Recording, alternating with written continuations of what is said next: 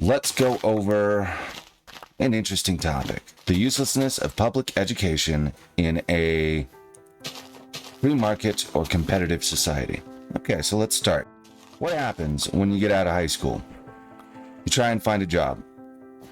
Are you going to try and find a job doing any of the subjects that you've learned in high school for the last 12 years? No. No, why not?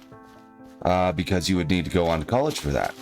Okay, say you go on to college. Are you going to do any of the subjects you had learned in college? Maybe, but why wouldn't you have done some of the things you learned in college? Well, isn't it obvious?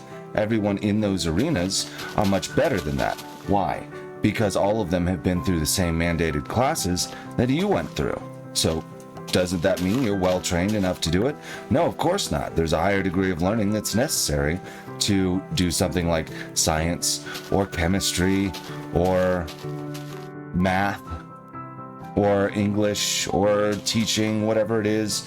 All of those which you've learned how to do over the last 12 years that you've been in classes for 12 years, you need a higher degree of learning. Why? Because the skill ceiling is raised. Why is the skill ceiling raised? Because everyone has learned how to do those subjects for the last 12 years. Okay, I understand that, but those are important subjects that are the building blocks of our society, so everyone should learn how to do them, right? No. Why not? Because it's a competitive society. It's a competitive society. Everyone is competing for something on the same level, and the reason those levels are so much higher, I'm not sad that they're higher, but the reason that they're higher is because everyone learns them. We have placed such a high priority on science, math, language, that now everyone spends huge chunks of their life learning this, whether it's useful for them or not. And there are dozens of people who say, well, did you use anything you learned in high school or learned in school or learned in college? No. Why? Because the skill ceiling's so raised. Okay. So, in one way, that's not a bad thing. It's not bad that the skill ceiling for math and chemistry and science and teaching is so high that, we have true experts in the US at these things. That's not a bad thing. That's a good thing. But at what cost? At what cost? But what cost? I'll tell you what cost. The hundreds of millions of people who go through the education system and do nothing that education system has afforded them. Little to none of those skills that they have used throughout all those years of their life are going to be put into practice. That's a cost. That's a high cost. In a society, well, we have 350 million people in the US. All of them are learning the same thing, and I'd say 30, 40, 50%, maybe more, are never, ever going to use anything that they learned in those schools, outside of the basics of reading, writing, and arithmetic. Okay, well, we've raised a serious problem. Now, what's the solution? In a competitive society, in order to do well, you need to learn to do that which no one else knows how to do or no one else wants to do. That's where you'll find your place, outside of being paid a minimum wage that everyone else can do. So you get paid a minimum wage to work at McDonald's primarily because anyone can do it. Why can anyone do it? Well, you don't have to read to work at McDonald's. You know, there are colored signs and stickers showing you what to do in McDonald's. You don't have to read. What's the solution to this? Private training. Parents teaching kids their skills that they've learned in their job.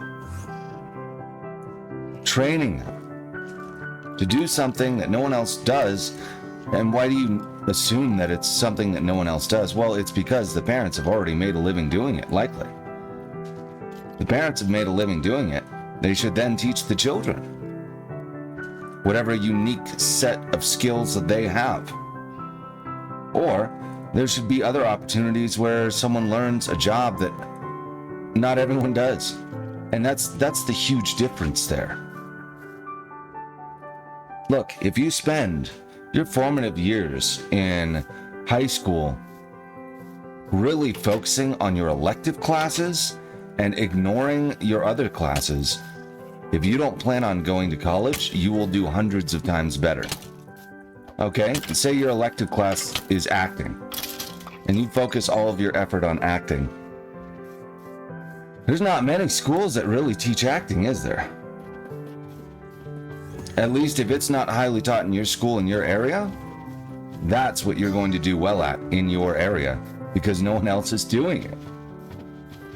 Think about it. You're not going to walk out of high school with getting A's in your English class and immediately becoming a writer. That's not going to happen, because depending on your school size, there might be 6,000 other kids in your immediate area that have done the exact same thing. They all have the same skills. We're churning out factory kids for no cause and no purpose. And we're making it illegal not to go. What happens if you don't show up to school? You ever hear about truancy laws? Is that a thing in your state? Why is it mandatory for you to go to a school that teaches you nothing for life? That wastes all your time and puts you behind the ball when it's finally time for you to move out? Weird. Yeah, find something that no one else will do and do it. Find something that no one else knows how to do and learn how to do it well. Those are just some things I think are worth saying. This has been Aristotle Online. Thank you for watching. Make sure to like, subscribe, share, do all those wonderful things. Follow me on Twitch. I'm going to be on there every day for this foreseeable future. And we're trying for once a stream to have talks like this. They may change your life. No one else is talking about things like these, so it's worth it, I think. Find a good place to invest your time and invest it there. Thanks for listening to me. Have a good one.